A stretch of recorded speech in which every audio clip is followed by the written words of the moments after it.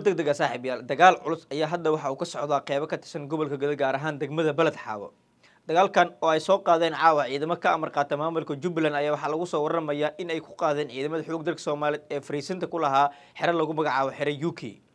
Dagaalkan ayaa daba socda dagaal maalmo ka hor ka qarxay halkaas oo u dhaxeeyay ciidanka xoog dalka Soomaaliyeed iyo kuwa maamulka Jubbaland. Kadib markii halkaasi uu ka dagay ciidamo uu hogaaminayo Cabdirashiid Janin oo ahaa wasiirkii hore ee amniga maamulka Jubbaland. sidoo kale dowladda federaalka Soomaaliya ayaa shalay waxay halkaasi ka dajisay laba diyaarad oo ciidan ah oo si ay uga qayb qaataan dagaalka adag ee lagu jiro maamulka Jubbaland. waxaa halkaasi caawa ka taagan xiisad culus oo u dhaxaysa labada dhinac waxaana lagu soo waramayaa in halkaasi caawa dagaalka culus ka soconayo la isku adeegsanayo hubka noocyadiisa kala duwan. sidoo kale halkaas waxaa lagu soo waramayaa in caawa ay ka taagan tahay xiisad culus oo u dhaxaysa labada dhinac maamulka Jubbaland iyo dowladda federaalka Soomaaliya. sidoo kale waxaa jira warar sheegaya in labada dhinac uu soo kala gaaray khasaare baaxad leh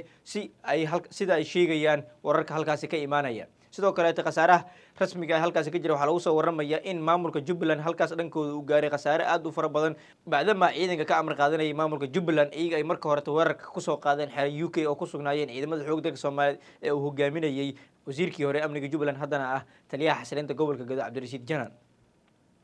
sidoo kale waxaa la soo warinaya in halkaas caawa khasaaraha dagaalka u dhaliyay uu saameeyay shacabkii degmada Balad Xaawo ee gobolka Gado waxaana lagu soo waramayaa in gabi ahaanba dhaqaaqyadii halkaasi ka jiray ee gaadiidka iyo isku socod dadweynaha ee caawa istaageen waxaana lagu soo waramayaa in halkaasay ugu yaraan 50 qofood oo shacab halkaasay ay ku geeriyootay isla markaana ay ku dhaawacmeen 30 qofood sida wararka halkaas naga soo gaaraya ay tibaaxayaan.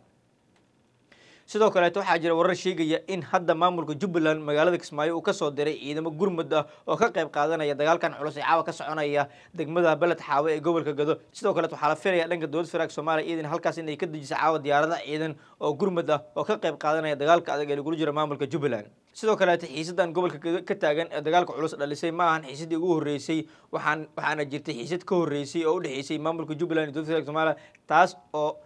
dagaal farasaar oo la isku baaba'ay isla markaana faraha lagu gubtay uu ka dhacay Rees Kamboni ee gobolkaasi.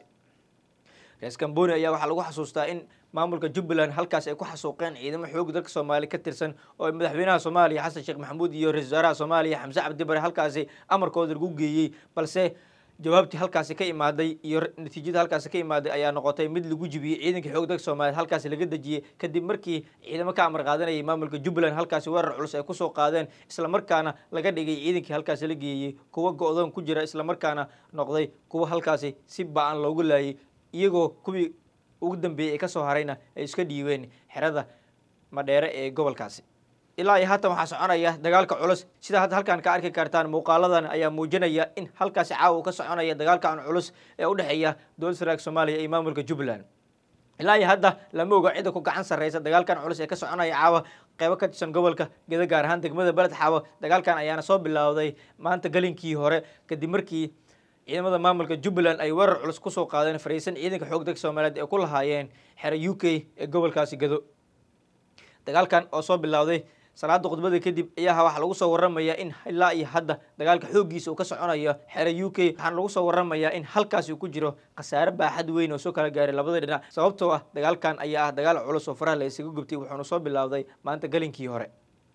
ma jiro wax war oo ka soo baxay dhanka dowladda federaalka Soomaaliya iyo maamulka Jubbaland labada dhinac ayaana hadda waxa ay sugayaan gurmadyo ka kala imaanaya Muqdisho iyo Kismaayo bacdama dagaalkan uu noqday dagaalkii ugu cuslaa ee dhexmara dowladda federaalka Soomaaliya iyo maamulka Jubbaland sababtoo dagaalkan wuxuu qaatay muddo saacada ah wuxuuna soo bilowday galinkii hore ee maanta.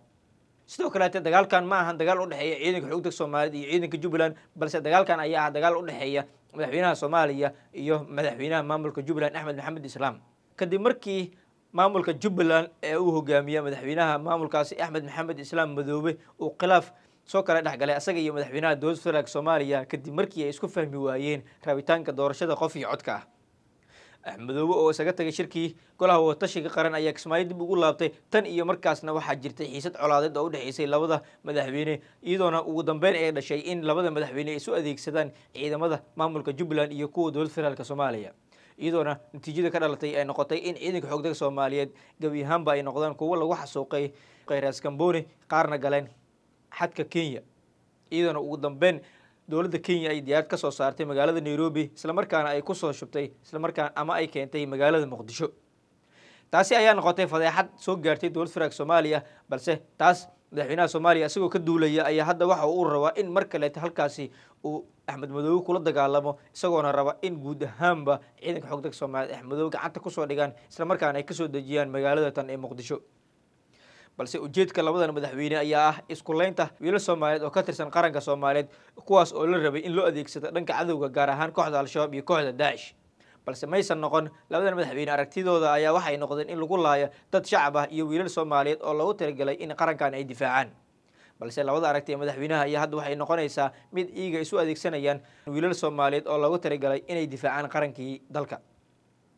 wixii warar ka soo kordha adiga ayaa ugu horeyn doona waxaan ka codsanay haddii ay tahay markii ugu horeysay asoo booqata channelkan inaad subscribe idhaha channelka like ii saartid si aan u helna saaxiibo badan oo adigoo kaleeta ah waxaan ka codsanayaa wixii aragtida inaad igula wadaagtid qaybta hoose ee faallada aad iyo aad u mahadsan tahay